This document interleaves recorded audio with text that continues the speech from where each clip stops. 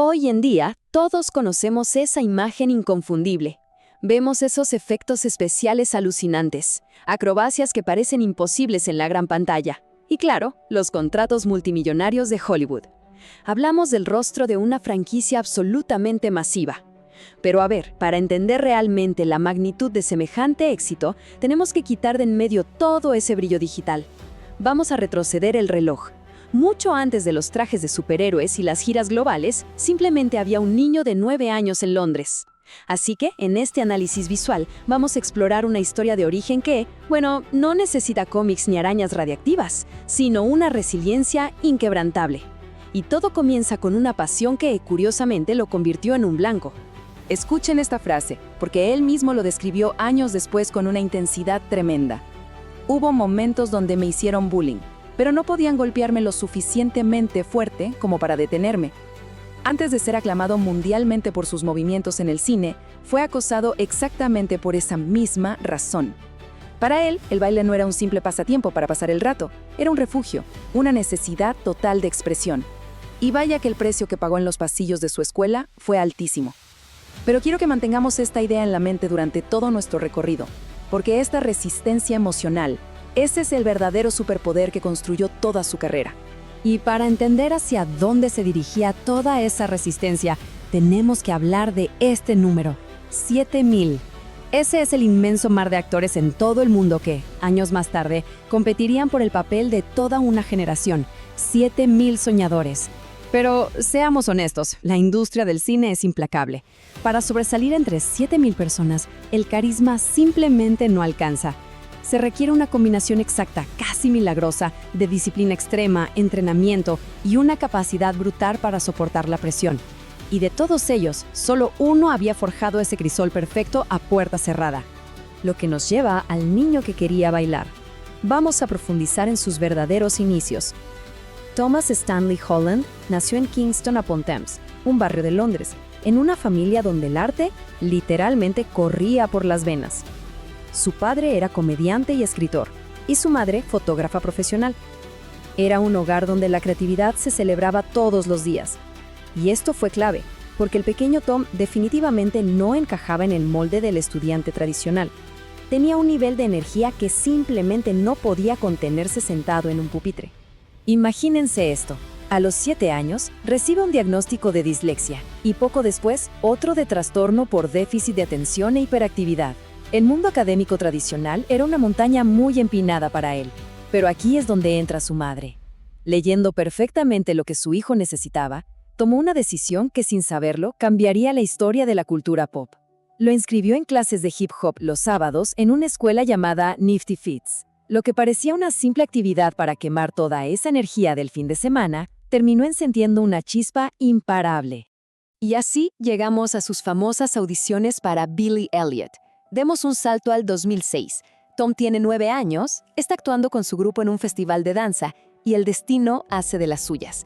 En el público estaba Lynn Page, la aclamada coreógrafa del exitoso musical del West End londinense. Y ella vio algo único. No vio solo a un niño haciendo pasos urbanos. Vio una mezcla rarísima de actitud callejera, fuerza cruda y un magnetismo que no se podía ignorar. Inmediatamente lo invitó a audicionar. Pero ojo, no le regalaron absolutamente nada. 8. Ese es el número de audiciones separadas y de altísima presión que tuvo que soportar frente a los mejores directores de casting del teatro londinense. Es un nivel de escrutinio que quebraría los nervios de casi cualquier adulto. Ahora imaginen lo que significa para un niño que ni siquiera ha llegado a la adolescencia. El esfuerzo titánico detrás de todo esto fue monumental. Durante 2 largos años, Tom no solo practicó, se transformó por completo. Tuvo que aprender ballet clásico desde cero, luego dominar el tap y finalmente perfeccionar técnicas acrobáticas súper complejas. A los 12 años ya estaba debutando como protagonista en el West End. Pero no olvidemos el contexto. Mientras de noche recibía ovaciones de pie en el teatro, a la mañana siguiente enfrentaba un bullying cruel en la escuela por hacer lo que sus compañeros llamaban cosas de niñas. Justo ahí, entre los aplausos y las burlas, fue donde forjó una piel de acero. Y claro, todo ese esfuerzo rindió unos frutos enormes. Su interpretación fue tan magnética que sostuvo la obra durante 21 meses. El punto culminante llegó justo cuando cumplió 13 años, cuando fue invitado, nada menos que al número 10 de Downing Street, para reunirse con el entonces primer ministro Gordon Brown, por el aniversario de la obra. Un reconocimiento a nivel nacional, justo antes de su última reverencia en ese escenario. Pero cuando una puerta se cierra, otra se abre. Así nace un actor, con el proyecto de lo imposible. Apenas un par de meses después de colgar las zapatillas de ballet, el director español Juan Antonio Bayona, que lo había visto brillar en el teatro, levantó el teléfono. Quería a ese niño del West End para una película desgarradora sobre la tragedia real del tsunami de 2004. El salto de ser bailarín de teatro a actor dramático en cine es, por decirlo suavemente, dificilísimo. Pero a sus 14 años lo hizo parecer fácil. Compartiendo pantalla con gigantes como Naomi Watts y Ewan McGregor, este adolescente sin entrenamiento formal en cine se robó la atención de la crítica mundial. Ganó premios importantísimos como el de la National Board of Review y acumuló nominaciones increíbles. El niño que bailaba para escapar de sus problemas ahora dominaba la pantalla grande. Y esta experiencia fue el punto de inflexión psicológico de toda nuestra historia. Él mismo confesó que al trabajar con Naomi y Bayona se dio cuenta de que eso era exactamente lo que quería hacer el resto de su vida. Antes de esto realmente no tenía claro su camino, pero estar en ese set, rodeado de profesionales, le dio una misión. Su brújula interna por fin se alineó. Ya no era solo un niño con talento, era un joven con un propósito clarísimo. Cualquiera pensaría que después de un éxito internacional así, el paso lógico era mudarse a Los Ángeles y vivir de la fama, ¿verdad? Pues no. Entramos a su etapa de formación silenciosa. Regresó a Londres e hizo algo súper admirable. Volvió a la escuela. En 2012 ingresó a la prestigiosa Brit School. Decidió que el talento natural no bastaba. Necesitaba estructura académica y una formación técnica real. Y mientras estudiaba, armó un currículum muy meticuloso. Como ven aquí, no buscó la fama inmediata. En 2013 actuó con Saoirse Ronan, en 2014 con Tom Hardy en Locke, luego se fue al mar con Chris Hemsworth y probó la exigente televisión británica en Wolf Hall. Ojo, estas no eran películas rompetaquillas, eran decisiones puramente estratégicas para aprender de los mejores asimilando distintos estilos. La lección más grande de esta etapa es sin duda la paciencia. Ya había gente en la industria susurrando su nombre, pero él seguía en lo suyo.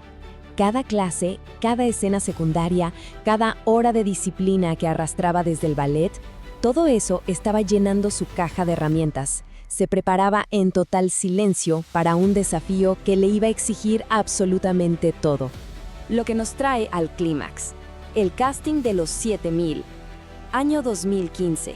Marvel y Sony anuncian que buscan un nuevo Peter Parker.